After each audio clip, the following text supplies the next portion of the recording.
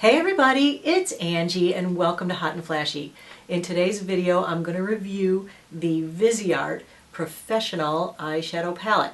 Now I had been watching videos on this and hearing about how fabulous it was from everybody on YouTube for the last, I don't know what, year or two now.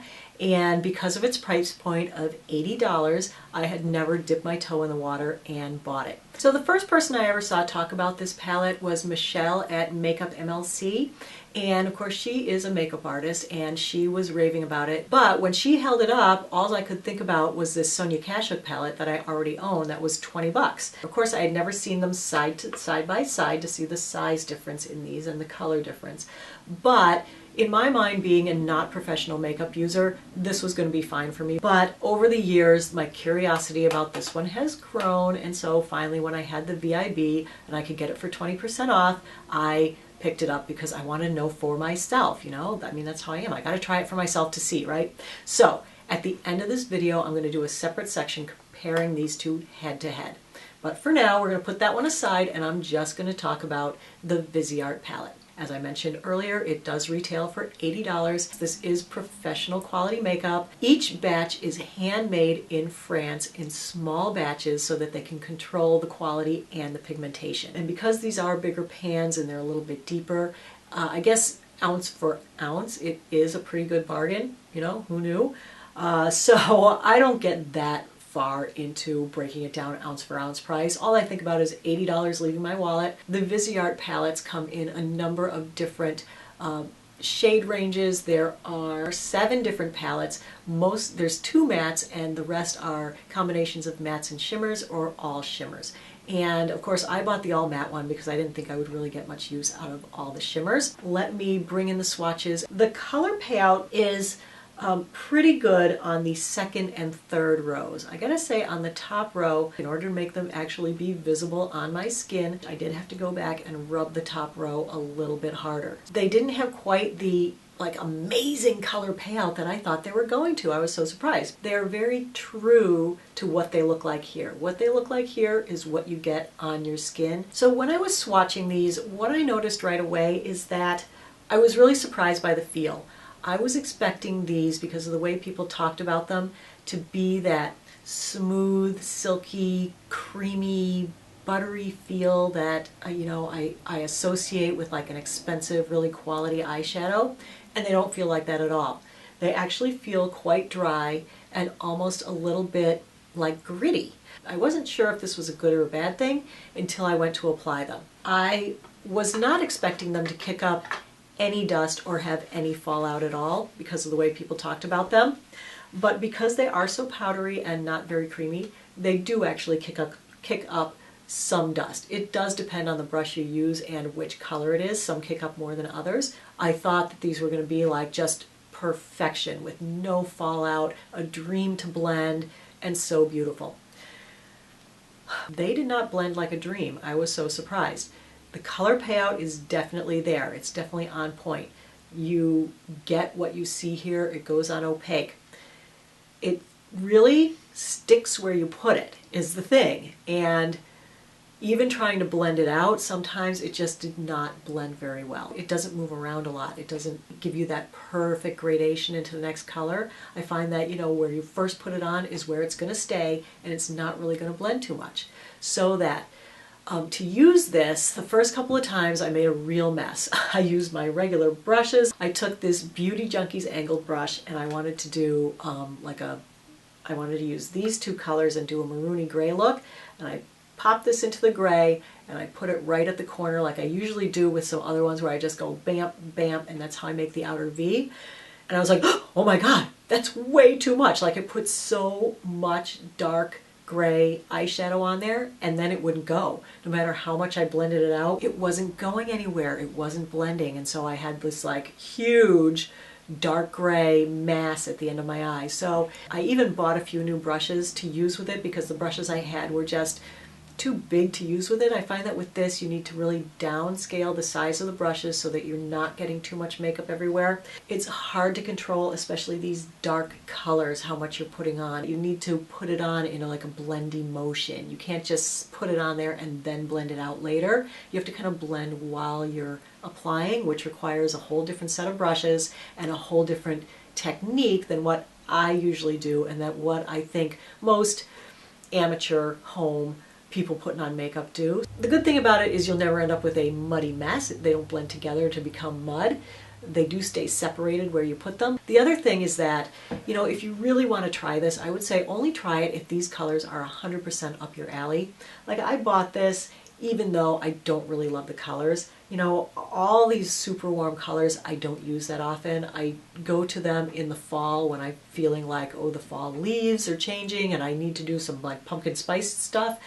But in general, I wouldn't use probably this entire middle row most of the time.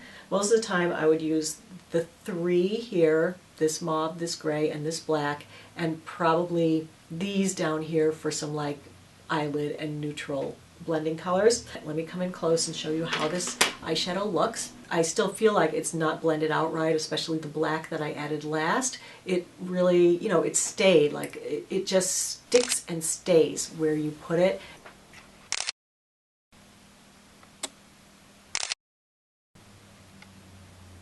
It definitely is long wearing. I have 5-hour and 10-hour pictures. So sad to say, for me, this is not the best eyeshadow I've ever used. I struggled with it. I struggled to blend it. I don't really love the colors in this palette. Like I always say, if it's this expensive, it should be super perfect. And maybe someone who's more skilled can get it to be super perfect, but I can't. So from an amateur standpoint, this pro makeup is not for me. YouTube made me buy it, and I regret it. So let's go into the tutorial, and if you stay tuned after the tutorial, you'll see the head-to-head comparison of the two palettes. I did it off camera, but I did use a primer with this. I used, as usual, my Tarte Clean Slate 360 Creaseless Smoothing eyelid 12-hour eyelid primer, and I dabbed that all over the lid and then let it set. For the first shade, I used my Japanesque 213 brush and the second color from the upper right-hand corner, which is a soft peach, and dabbed that all over the eyelid and up into the crease. And then using whatever was left on the brush, I went ahead and did the brow highlight. For the next step, I used my IT Cosmetics number 220 small eyeshadow brush and the peachy color at the far left-hand corner of the palette, and I dabbed that into the crease and up above the crease using small circular motions. Because the eyeshadows in this palette tend to stick exactly where you put them, I recommend using a very light touch when applying any of the colors, especially the darker shades. For the third shade that I used in this palette, I used my new MAC 221 brush and the rich chocolatey brown in the middle on the far left-hand side. I rolled my brush in there and tapped it off really well, and then I applied that down onto the outer third of the eyelid and then up into the crease to make that hood recede. The puffy part of my hood was not really receding very well, so I decided to go back in with a IT Cosmetics crease brush, and I used the color on the top row, the medium peach. I found that this color actually gave the worst color payout, so I felt pretty safe using it. So I really rubbed the brush in there, and then I applied that, drawing a straight line from the inner corner of my eyebrow to the outer corner of my eyebrow to make that part of my hooded eye recede a little bit. After that, I went in with my Beauty Junkies Pro Pencil brush and the black in the lower left-hand corner just to darken up that outer edge. And I just basically drew a little wing along the lower lash line starting at the outer third and drawing that out a little bit and up towards the eyebrow. And then just dabbing the tiniest amount going into the crease. Then I used my Beauty Junkies Pro Tapered Blending Brush to blend it all out.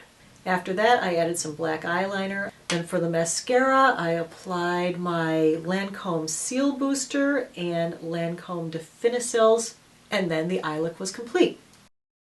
Okay, and now it's time for the head-to-head comparison between the Viseart and the Sonia Kashuk Ion Neutral.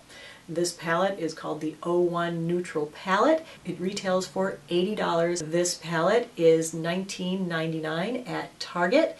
It is called the Ion Neutral Palette from Sonia Kashuk. Now, when I first saw these both, I thought the shades looked very, very similar. If you put this one this way, right, bottom to bottom with this, you can see they both have the nice black, they both have a nice neutral gray that is almost identical, and they both have a nice kind of mauve-y brown, and those two are almost identical too. And then you can see on the top row, they're almost identical as well, those top three.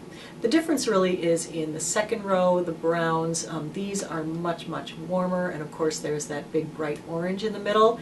These are a little bit more on the cool side. From a strictly color standpoint, this palette is much more up my alley because it's a little bit cooler than this guy. This is a little too warm for me. This one seems like it might be a little more versatile because you could definitely get a few more different looks out of this.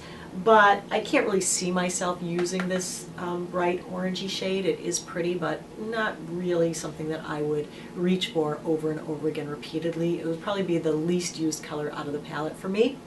And where this one doesn't really have anything that I would never use. This is all colors that I would definitely use. From a feel standpoint, they also feel very, very similar. Both of these, the first ingredient is talc, and so they both have that same smooth, talky feeling. These don't feel buttery or creamy. They still feel very much like the Viseart ones, dry, powdery. They're a little silkier, and they're not quite as gritty, but I do feel a slight bit of like grit in these as well. Moving on to the swatches, I was very surprised to see that when taking the swatches in the exact same way from each palette, that they gave such different results. The Viseart is on the left, and as you can see, the color payout in the Viseart swatches is not nearly as good as the color payout in the Sonia Kashuk swatches on the right. Especially the top row of the Viseart was very hard to get any color to show up on the skin. The Sonia Kashuk colors, I feel, are more true to the colors the way you see them in the palette than the Viseart ones. And like I said, so surprised to see this. I was expecting pure, perfect color payout from the Viseart for 4 times the price as the Sonia Kashuk. And for me, at least in the swatches, it just isn't there. So in application, these go on and they really cling and stick right to the skin so that the color payout is a little bit better. I find the color payout on these is also very, very good. They just don't cling and stick to the skin quite as firmly, so that when you blend them, they do blend a little bit better. So that for me, the Sonia Kashuk is much easier to blend than the Viseart.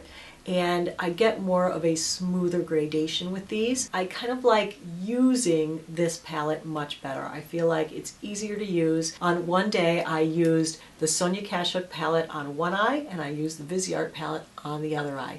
And I did the exact same look, and then I wore it around all day. And I asked people which eye they liked better or which eye they thought looked better. So here are the pictures. When I closed my eyes and asked friends about it, people were like, there's no difference. It's the same eyeshadow. So it just shows you how similar the colors are, like that I was able to get the exact same look, wear it around all day, and nobody noticed that I was wearing eyeshadows from 2 different palettes. And I found that they wore pretty much the same throughout the day. Definitely when I went to take the makeup off at night, the Sonia Kashuk side was faded a little bit more. It wasn't completely faded away, I gotta say. It did last the whole 10 hours. It was just faded slightly. Head to head, Sonia Kashuk against the Viseart. I personally prefer this $19.99 Sonia Kashuk palette versus the $80 Viseart palette. So anyway, that's the review, the tutorial, and the comparison and dupe video for today, everybody. As always, I really appreciate your time. Thanks so much for watching, and I will see you in the next video. So take care. Bye-bye.